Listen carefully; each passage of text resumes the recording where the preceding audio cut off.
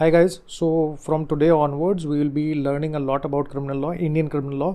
क्योंकि आपको पता है कि इंडियन पिनल कोड को रिप्लेस करके अभी भारतीय न्याय संहिता जो है that has already been implemented with effect from 1 July 2024. तो जितनी भी नई FIR हैं everything is going to be registered under the Bharatiya Nyaya Sanhita itself.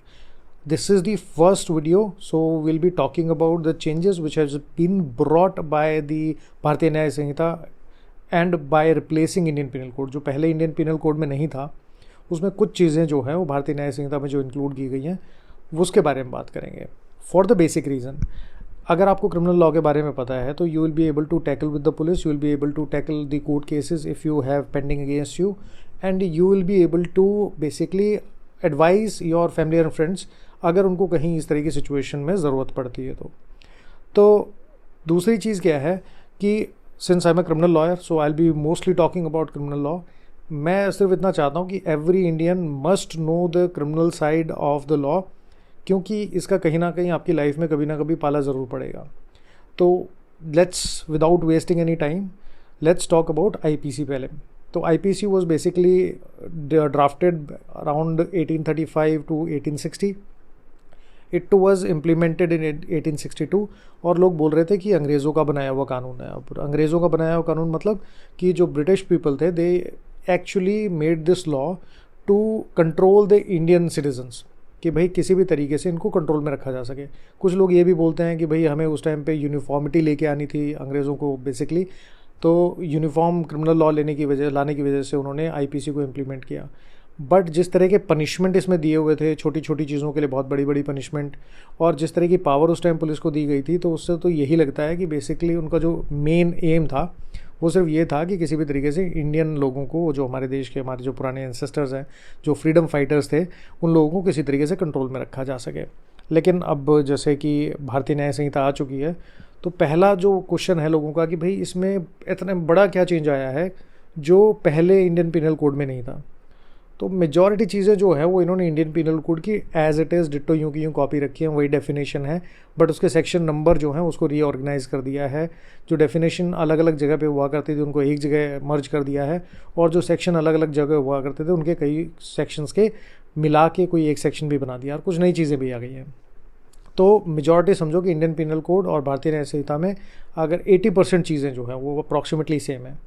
जो नई चीज़ आई है वो आई है रिलेटेड टू सर्टन थिंग्स, यानी कि जैसे हेट क्राइम्स है, मॉब लिंचिंग है, सेडिशन हटा दिया है, और इसके साथ में कुछ सिंप्लीफिकेशन दिया है जो हमारे क्राइम्स हैं उनका. और पेनल्टी के नाम पे जो पहली टाइम के जो फर्स्ट टाइम ऑफेंडर्स हैं जिनको पहली बार में ही कई साल की जेल हो जाती थी, उनके लिए कम्युनिटी सर्विस जो है that has also been introduced. So एक एक करके इस पर बात कर लेते हैं. तो पहली चीज़ जो है भारतीय न्याय संहिता में जो आ गई है that is related to mob lynching. Mob lynching का बेसिकली इंडियन पिनल कोड में कोई सेक्शन था नहीं. तो अगर जिस तरीके की सिचुएशन हमारी सोसाइटी में अराइज हो रही थी कि भीड़ आती है, भीड़ किसी को मार के चली जाती है, तो by virtue of section 147, 149 Indian penal code, जहाँ पे अनलॉफुल असेंबली की बात करते हैं, उसकी वजह से जो लाइबिलिटी है that was basically imposed upon the accused. लेकिन अब भारतीय न्याय संहिता में जो है वो मॉब लिंचिंग का स्पेसिफिक सेक्शन, स्पेसिफिक प्रोविज़न आ गया है, जिसकी वजह से it is a separate crime. तो अगर कोई भी इस तरीके की सिचुएशन क्रिएट होती है तो जो मॉब के लोग हैं they will be directly responsible. Instead की वो 141 या 147 या 149 का जो आपका IPC में हुआ करता था उसकी अनलॉफुल असेंबली का जो बेसिकली सहारा है वो लेने की बजाय इन्होंने डायरेक्टली जो है इसको ऑफेंस बना दिया है. दूसरा जो इसमें आया है उसमें जो पेनल्टी है और प्रिवेंशन है, तो उसका ध्यान इस चीज़ में रखा गया है कि we basically our criminal justice system talks about and works on the reformative theory, not the retributive theory. retribution का मतलब होता है कि eye for an eye, कि अगर किसी ने किसी के साथ गलत किया तो उसको उतनी ही पनिशमेंट मिलनी चाहिए. लेकिन हमारा क्रिमिनल जस्टिस सिस्टम जो है वो कहता है कि भाई अगर जो कैदी है या कन्विक्ट है उसको सुधरने का मौका मिलना चाहिए, और सुधरने के बाद अगर वो सोसाइटी का दोबारा पार्ट बन सकता है तो उसके लिए पनिशमेंट जो है वो कम होनी चाहिए. तो इस रिफॉर्मेटिव और थ्योरी की बेसिस पे इसके अंदर जो नई हमारी बेसिकली क्या कहते हैं जैसे पनिशमेंट है वो उसे कम्युनिटी सर्विसेज के अंदर इंक्लूड किया गया है.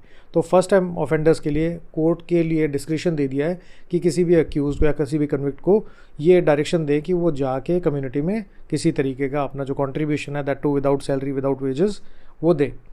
अच्छा, दूसरी जो चीज़ है इसमें जो पहले हुआ करता था that was related to sedition. तो देशद्रोह जिसे बोलते हैं कि भाई देश के खिलाफ आपने इस गवर्नमेंट के खिलाफ कुछ भी बोल दिया तो आपके अगेंस्ट देशद्रोह का मुकदमा रजिस्टर हो जाता था। उसको हटा दिया है, उसको रीडिफाइन कर दिया है। Now the focus is on any threat which is against the sovereignty, unity and integrity of India, rather than just punishing the dissent and criticism of the government। तो इसकी वजह से जो सेडिशन है इसमें बहुत सारी नई चीज़ें इंक्लूड कर दी हैं जो पहले नहीं हुआ करती थी। इसलिए अब लोगों को बेसिकली आप लोगों को ध्यान रखना पड़ेगा कि आप ऑनलाइन ऑफलाइन क्या लिखते हो, क्या बोलते हो, क्योंकि जो स्कोप है सेडिशन वर्ड, देशद्रोह वर्ड हटाने के बाद इसका जो स्कोप है वो थोड़ा सा बढ़ा दिया गया है। अच्छा, इसमें जो विक्टिम के राइट्स हैं उसके ऊपर थोड़ा ध्यान रखा गया है कि किस तरीके से उनको प्रोटेक्शन मिल सके, जस्टिस मिल सके। और एक इम्पॉर्टेंट चीज़ ये भी है इसके अंदर कि जो सेक्शंस हैं उसका सीक्वेंस बहुत इजी कर दिया गया है। पहले सेक्शंस जो थे, जो ऑफेंसेस थे, देयर वर स्कैटर्ड, तो अब अलग अलग चैप्टर्स में आपको similar kind of offences will be found at the same place. उनकी डेफिनेशन जो है वो एक जगह पे दे दी गई हैं ताकि आपको बार बार डेफिनेशन के लिए अलग अलग सेक्शन पे जाने की ज़रूरत ना पड़े।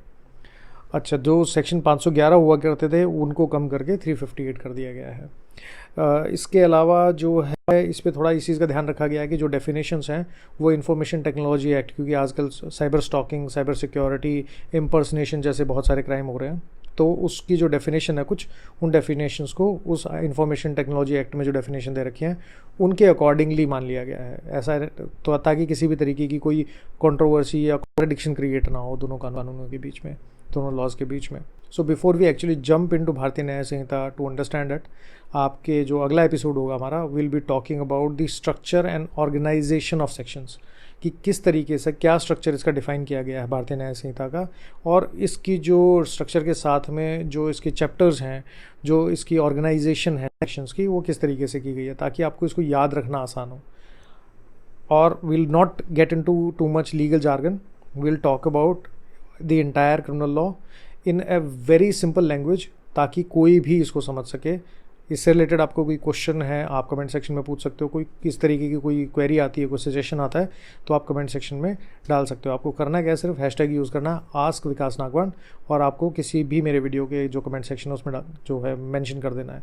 और हम कोशिश करेंगे कि जितने भी अगले वीडियोज़ आएंगे उसमें इस वीडियोज़ के जो कमेंट सेक्शन होंगे या पुराने जो क्वेश्चन होंगे will be taking those question also. So इसका जो स्ट्रक्चर रहेगा वीडियोज़ का वो रहेगा कि will be talking about one topic and will be taking question answers. तो जो आपके लीगल इश्यूज़ हैं उससे रिलेटेड अगर आपका कोई क्वेश्चन है तो आप जो कमेंट सेक्शन है उसमें मेंशन कर सकते हो। इसके छोटे छोटे रील्स वगैरह देखने हैं तो उसके लिए आप इंस्टाग्राम पे फॉलो भी कर सकते हो। अच्छा लगता है you can share it with anybody and everybody. चलो, will see you in the next video. चाओ।